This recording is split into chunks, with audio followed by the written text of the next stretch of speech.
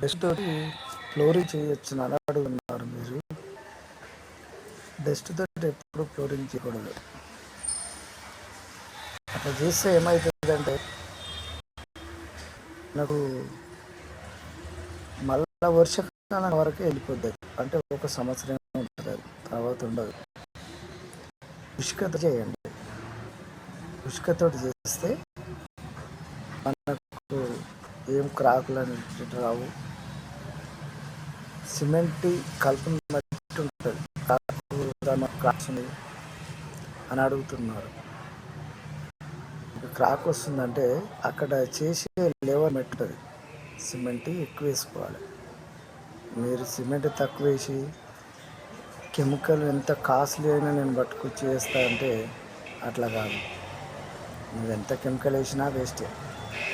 Cement మీకు chemical ఆపుతుందా? అట్లా ఆపదు కదా. మీరు ఫ్లోరింగ్ చేసే ముందు అది జాగ్రత్తగా చూసుకోవాలి, దగ్గరుండి చేయించుకోవాలి. ఏదో మనం డబ్బులు ఇచ్చినాం కదా వాళ్ళు చేస్తారు అనేది ఎప్పుడు అట్లా అనుకోకూడదు. ఆ ఫ్లోరింగ్ రోజు గంట సేపు కూర్చోండి, కానీ ఫ్లోరింగ్ ఒకటే రోజులో అయిపోవాలి. ఏదో ఇవాళ సగం చేసినాం సార్ రేపు సగం చేస్తామంటే మాత్రం ప్యాచ్ కనిపిస్తుంది. మీరు సిమెంట్ పాలు పోసి దాన్ని కవర్ చేస్తారు, కానీ కాదట్లా. స్లాబ్ ఒకటే రోజు అయిపోవాలి. ఎంత పెద్ద స్లాబ్ అయినా లేబర్ని ఎక్కువ తీసుకొని అయినా ఒకటే రోజులో అయిపోవాలి. అప్పుడు ఆ స్లాబ్కి ఏమీ కాదు, మీకు క్రాకులు అనేటివి రావు. అది జాగ్రత్తగా చూసుకోవాలి. అది ఇసుకతోటి చేయండి. మీరు ఇసుకతోటి చేస్తే గట్టిగా ఉంటుంది. స్లాబు క్రాకులు ఇంతకుముందు పాతవి వచ్చినాయి కదా సార్ మాకు అని అన్నారు. ఇంతకుముందు వచ్చిన క్రాకులు అంటే పాతది తీసేయాలి. కింద పాతది మొత్తం తీసేసి ఫ్లోరింగ్ చేయించుకోవాలి. వాటరు ఫ్లోరింగ్ చేసినాక వాటరు కిందికి పోకుండా ఆ నాన్ డ్రాప్ కాడ పైప్ కాడ మాలేపియండి. మొత్తం స్లాబ్ బట్ట నీళ్ళు చేసిన రోజు తెల్లారి అది ఆరిందా లేదా. పైపును కూడా డైరెక్ట్ స్ట్రేట్ పెట్టకూడదు. పైపును అలా కింది భాగంలో వదిలిపెట్టాలి, అదే వస్తాయి. మనము కింద ఎంత వాటర్ పైన పట్టుకుంటే అది అనేది క్యూరింగ్ ఉంటుంది. అంటే ఎక్కువ రోజులు ఉంచొద్దు. ఒక 2-3 రోజుల తర్వాత మళ్ళీ నాన్ డ్రాప్ తీసేయాలి. వాటర్ వెళ్ళిపోతాయి, మళ్ళీ మామూలుగానే పైప్ తోటి కొట్టుకోవచ్చు. అట్లుంటుంది. మీరు ఎన్ని డబ్బులు పెట్టి ఎన్ని చేసినా కెమికల్ తోటే స్లాబ్ ఆగుతుంది అనుకుంటే మాత్రం కాదు. అది సిమెంట్ వేయాలి కదా. నువ్వు కెమికల్ చేస్తే ఏమో సంబరం. కెమికల్ చేస్తే ఏం లాభం? మనకేం లాభం లేదు కదా. అది కెమికల్ ఎందుకు? నువ్వు ఎంత కాస్ట్లీ పెట్టైనా తేయగలుగుతావు, కానీ సిమెంట్ లేని ఎందుకు? సిమెంట్ ఉండాలి, కెమికల్ ఉండాలి. అట్లా చేస్తేనే మీకు ఏ ప్రాబ్లం ఉండదు. కానీ డస్ట్ తోటి మాత్రం ఫ్లోరింగ్ చేయకండి. అదే మీరు రోబో స్టాండ్ అంటారు కొంతమంది, అట్లా చేయకండి. ఇసుకతోటి చేయాలి. ఇసుకతోటి అయితే ఆ రాయి అనేది ఉంటుంది కాబట్టి దొడ్డు ఇసుక తీసుకోవాలి. సన్నది మెత్తడి తీసుకుంటే క్రాకులు వచ్చే అవకాశం ఉంటుంది. మెత్తడిది పగులు వస్తాయి. మీరు వీళ్ళు చేసిన తర్వాత ఒక వారం కాకుండా నెల రోజులలో మనకు క్రాకులు ఏర్పడతాయి. మెత్తడి వద్దు, రాయే ఉండాలి. మన సిప్స్ కనుక రెడీమిక్స్ సిప్స్ ఎట్లా ఉంటుందో, మన రోడ్లు పోస్తే డాంబర్ రోడ్లు ఆ సిప్స్ ఎలా ఉంటుందో అట్లా కొంచెం దొడ్డుగా ఉంటేనే ఆ స్లాబ్ మీద లీక్ కాకుండా ఉంటుంది. ఇంకొకరు ఎక్కడి నుంచి, మేదీపట్నం నుంచి మీరు అడిగినారు స్లాబ్ పైన సార్ మేము బండలు వేసుకుంటాను, స్లాబ్ పైన వేసుకోవచ్చునా అని. చూడడానికి బాగానే ఉంటుంది, మీరు వేసుకోవద్దు అని నేనైతే అంటలేను. చూడడానికి పైన బండలు చప్పట్టీలు అన్నీ బాగానే కనిపిస్తాయి. కానీ ఒక్కసారి లీక్ అయిందంటే, ఏంటన్నా బండ లీక్ అయిందో అందులో వాటర్ ఇంకినాయి అంటే ఆ స్లాబ్ మొత్తం పలగొట్టి తీయాల్సి వస్తుంది. అది ఆ వాటర్ ఎక్కడ పోతాయి? ఏడ పోవు కదా. కింది భాగంలో కింద స్లాబ్లకు, భీములకు, సైడ్ గోడలకు అవుతాయి. మళ్ళీ మీకు ప్రాబ్లం అవుతుంది.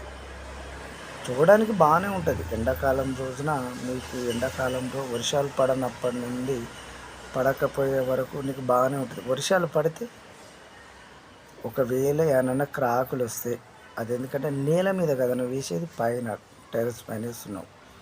ఏదో బాత్రూమ్ అంటే లీకేజ్ అంటే దాని కింద డస్ట్ అవి ఉంటాయి, అది ఆటోమేటిక్గా సెట్ అయిపోతుంది. ఎందుకంటే పెద్దగా దాంట్లో ఏమి వాడకం ఎక్కువ అంతగానో వాటర్ రావు కదా వర్షం పడితే. మీరు నల్లలు ఇప్పినప్పుడు స్నానాలకు అటు ఇటు యూజ్ చేసుకున్నప్పుడే కారుతాయి, పెద్ద పరగ పడేవి.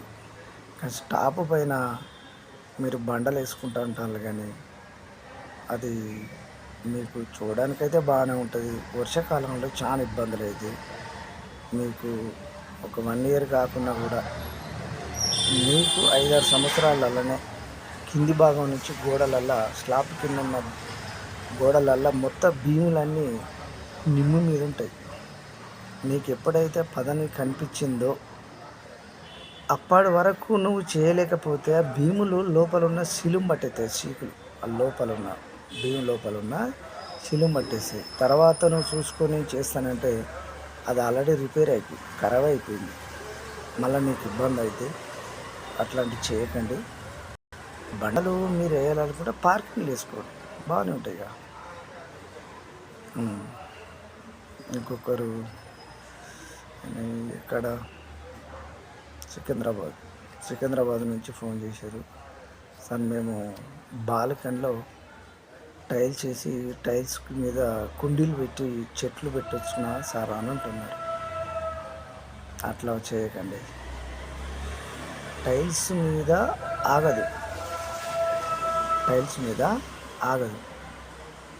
మీరు అలా కాకుండానే ఫ్లోరింగ్ చేసి కళాయి పెట్టేసి మీరు చెట్లు పెట్టుకోవచ్చు పైన కుండీలలో. మీరు టైల్స్ మీద అయితే టైల్స్ గ్యాబులలో వాటర్ ఇంకిపోతాయి, టైల్స్ ఎప్పుడైనా అది లీకేజ్ అయితే అంటుంది. మీరు అట్లాంటివి చేయకూడదు. కింద ఫ్లోరింగ్ చేసి పైన తొట్టిలలో పెట్టండి, కానీ మట్టి పోసి మాత్రం పెట్టకండి. మట్టి పోస్తే కింద భీములు మొత్తం పోతాయి. అది ఎందుకంటే రోజు వర్కరు రోజు నీళ్లు కొట్టడమే జరుగుతుంది. మీ పని వాళ్ళు ఉంటే రోజు నీళ్లు కొడుతూనే ఉంటావు, అవి కింద కారుతూ ఉంటాయి. అంత సడన్గా వెళ్ళిపోవు కదా అవి. అట్లా మట్టి మాత్రం పోసి చెట్లు పెట్టకండి. అంటే కుండీలలో పోసి కుండీలలో పెట్టుకోండి.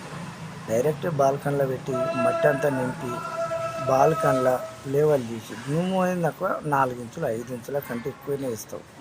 ఎందుకంటే మన చెట్టు ఆగాలి కదా, దానివల్ల నీకు బాల్కనీ దెబ్బతింటుంది. అట్లాంటి పని అయితే చేయకండి.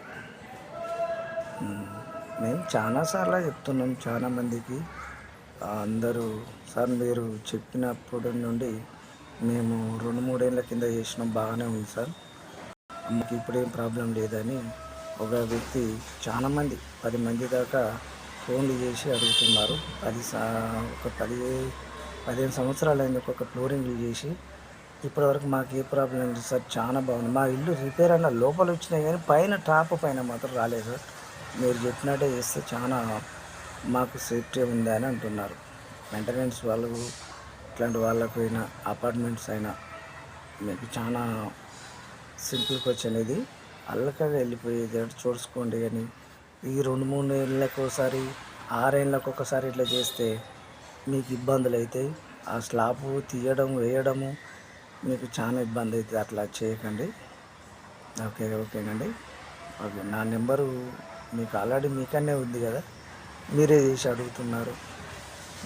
ఇంకొకటి ఏమన్నారు సార్, మీరు ఎక్కడి నుంచో అడిగారు, నన్ను బాత్రూంలో లోరూపు ఉంది సార్, మాకు మా బాత్రూంలో లోరూపు ఉంది, లోరూపుల నుంచి మొత్తం కంకరమాల కలిపి మొత్తం వేయడం జరిగింది ఆ పైపులలో, మేము అట్లా చేస్తే బాగుంటుందా సార్ అని అడుగుతున్నారు.